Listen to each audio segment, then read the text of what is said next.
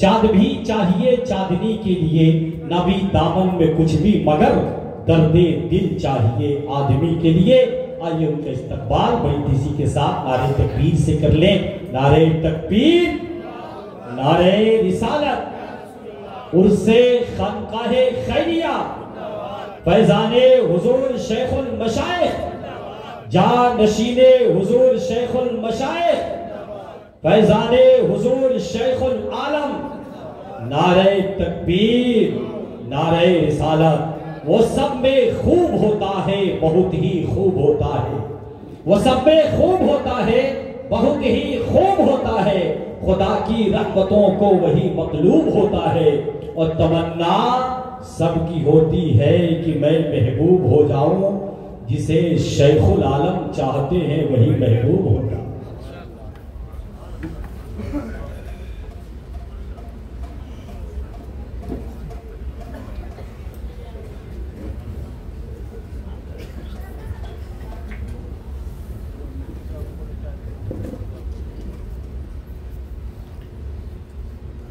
نحمده ونصلي ونسلم على حبيبه الكريم، أما بعد، أعوذ بالله من الشيطان الرجيم، بسم الله الرحمن الرحيم، قد أفلح من تزكى، أعوذ بالله صدق الله مولانا العظيم۔ بارگاہ رسالت معاف صلی اللہ علیہ وسلم میں درود پاک کی نظر پیش کریں۔ اللہم صلی علی سیدنا و نبینا مولانا محمد وعلى آل سیدنا و مولانا محمد معدن الجود والکرم، منبع العلم والحلم والحکم، وآلہ وبارک وسلم، صلو علیہ صلاة و سلاما علیک یا رسول اللہ صلی اللہ تعالی علیہ وسلم۔ اعلیٰ حضرت امام اہل سنت مجدد دین و ملت امام احمد رضا خان فاضل بریلوی علیہ رحمت و رضوان بارگاہ رسالت میں آپ صلی اللہ علیہ وسلم میں عرض کرتے ہیں، یا رسول اللہ ذرے جھڑ کر تیری پیزاروں کے تاجے سر بنتے ہیں سیاروں کے، ذرے جھڑ کر تیری پیزاروں کے تاجے سر بنتے ہیں سیاروں کے، اور نعت کی زمین پر منقبت کے پھول کھلانے کا ہنر جو اعلیٰ حضرت کو حاصل تھا وہ یہ تھا کہ یا رسول اللہ ذرے جھڑ کر تیری پیزاروں کے تاجے سر بنتے ہیں سیاروں کے، کیسے آقاؤں کا بندہ ہے رضا بول والے میری سرکاروں کے۔ بڑی خوش بختی، فیروز مندی، سعادت مندی ہے کہ آج اس وقت ہم اور آپ معرفت کے بہتے ہوئے ایک عظیم دریا کے کنارے بیٹھے ہیں۔ خوش نصیبی یہ ہے کہ ہاتھ بڑھانے کی بھی ضرورت نہیں پڑتی، کرم کے ہاتھ خود ہی بڑھ رہے ہیں، لوگ مالا مال ہو رہے ہیں۔ اصل میں جتنی عظیم اخوت ہوگی ویسا ہی فیضان ابنیت ہوگا۔ حضرت شیخ المشائخ آقائے نقشبند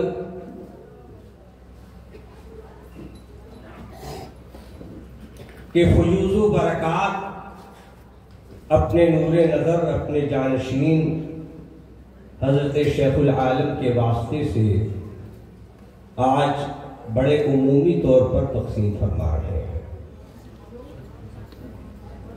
دو اچھی تقریریں آپ نے سماعت کر لی ہے، وقت بہت تھوڑا ہے، میں صرف اپنی حاضری درج کرانے کے لیے حاضر آیا ہوں۔ بلا شبہ اگر توجہ نہ ہو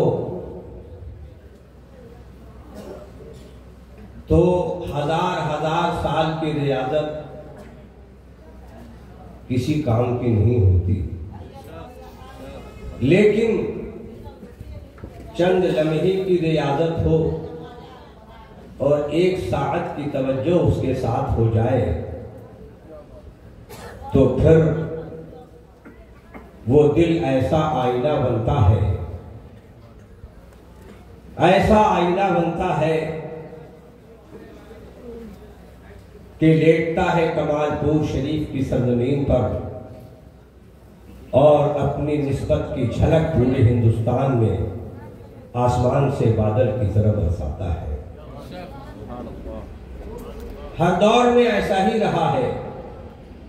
حضرت کی زندگی دیکھ لیجئے، بڑی سادگی کے ساتھ، مگر کیسے کیسے جواہر پارے اپنے دامن میں رکھتے ہیں، کیسے کیسے قیمتی لالو گوہر اپنے دامن کرم میں رکھتے ہیں کہ جب یہ دامن جھاڑ دیتے ہیں تو ہم جیسا فقیر بھی بھارت میں پہچان لیا جاتا ہے۔ عزیزان گرامی، بے شک آج صاحب عرس کی توجہ اس لیے زیادہ ہو رہی ہوگی کہ آج کی محفل میں سب سے زیادہ ذکر جو اس سلسلے کے بنبا ہے سیدنا صدیق اکبر رضی اللہ تعالی عنہ کا ہوا ہے۔ بس نام لکھوانے کے لیے میں ایک روایت عرض کر کے اجازت چاہوں گا۔ حضور پاک صلی اللہ تعالی علیہ وسلم کے وصال مبارکہ کے بعد جب سیدنا صدیق اکبر رضی اللہ تعالی عنہ امیر المومنین ہوئے، لوگوں نے دیکھا کہ آپ ایک سنسان راستے سے مدینہ شریف کی اس گلی سے تشریف لا رہے ہیں جہاں عموماً لوگوں کا گزر نہیں ہوتا ہے۔ اہل نظر صحابہ کرام تو سب کے سب صاحب نظر تھے۔ عرض کیا امیر المومنین اس راستے سے آپ تشریف لا رہے ہیں؟ تھوڑی دیر سکوت اختیار کیا اور ارشاد فرمایا، میں نے اسی راستے سے حضور پاک صلی اللہ علیہ وسلم کو ایک مرتبہ آتے ہوئے دیکھا ہے۔ ذرا آپ اندازہ لگائیے کہ حضور کی وصال کے بعد کیا کیفیت تھی، کیسا صبر اور کس قدر آپ نے صبر و رضا سے اپنی زندگی گزاری ہے، اسے کوئی جملوں میں ادا نہیں کر سکتا۔ یہ سلسلہ بلا شبہ صرف اور صرف توجہ اس سلسلے کی خصوصی تعلیم ہے، لیکن اس کا یہ مطلب نہیں ہے کہ شریعت مطہرہ کے سارے قانون اٹھا لیے گئے، شریعت کے سارے اصول اور ضابطے سر پر اسی طرح فرض ہے، واجب ہے، حلال حلال ہے، حرام حرام ہے۔ شریعت مطہرہ پر قائم رہ کر جو بزرگوں کی بارگاہ میں آتا ہے، بس توجہ ہی اس کے لیے ساری چیزیں، ساری دولت بن جایا کرتی ہے۔ اللہ تبارک و تعالی شریعت مطہرہ پر قائم رکھ کر، اس لیے کہ شریعت مطہرہ سے ہٹ کر بال برابر بھی اگر کوئی چاہتا ہے کہ ہمیں فقیری حاصل ہو جائے، وہ زندیق تو ہو سکتا ہے، صاحب نسبت نہیں ہو سکتا۔ آج جو کچھ ہے حضرت صاحب سجادہ عطا فرما رہے ہیں، اس میں زیادہ تر وہ علماء فیض یافتہ ہیں جو شریعت مطہرہ کے پابند ہیں، شریعت مطہرہ کے پابند ہیں، شریعت کے ضابطے کو جانتے ہیں، اور اپنی زندگی میں انہوں نے شریعت مطہرہ کو اپنا نصب العین بنا رکھا ہے۔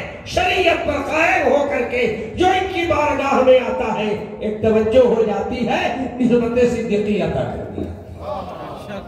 اللہ تبارک و تعالی حضرت شیخ کی عمر میں برکتیں عطا کرے اور حضرت کا سایہ کرم جو سایہ ولایت ہے، سایہ ولایت ہے۔ ابھی مجھ سے پہلے جو خطیب صاحب عرض کر رہے تھے، میں بہت کچھ تو نہیں کہنا چاہتا، بس اتنا عرض کروں گا کہ حضرت سیدنا ابراہیم علیہ نبینا علیہ الصلوۃ والتسلیم کی خلت کا جلوہ اس خانقاہ سے، آپ کے والد گرامی سے آپ کو ورثے میں ملا ہے۔ اللہ تبارک و تعالی یہ فیض جاری و ساری رکھے، ہماری عقیدت کو سچا کرتے، ہم سچے ہوں، مخلص ہوں، ہم خالص ہو جائیں اپنی عقیدت کے، تنقید سے بچیں، اس لیے کہ تنقید ایسا ناسور ہے جو اچھوں کو لے کر کے گڈھے میں چلا جاتا ہے۔ تنقید کی نظر پھیر لیا جائے اور اسے عقیدت میں بدل دیا جائے۔ عقیدت کا چشمہ لگا لیجئے، پھر دیکھیے کہ ان سرکاروں کی بارگاہ سے کیا ملتا ہے۔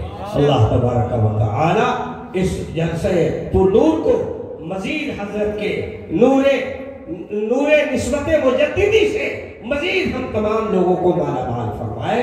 السلام علیکم ورحمۃ اللہ تعالی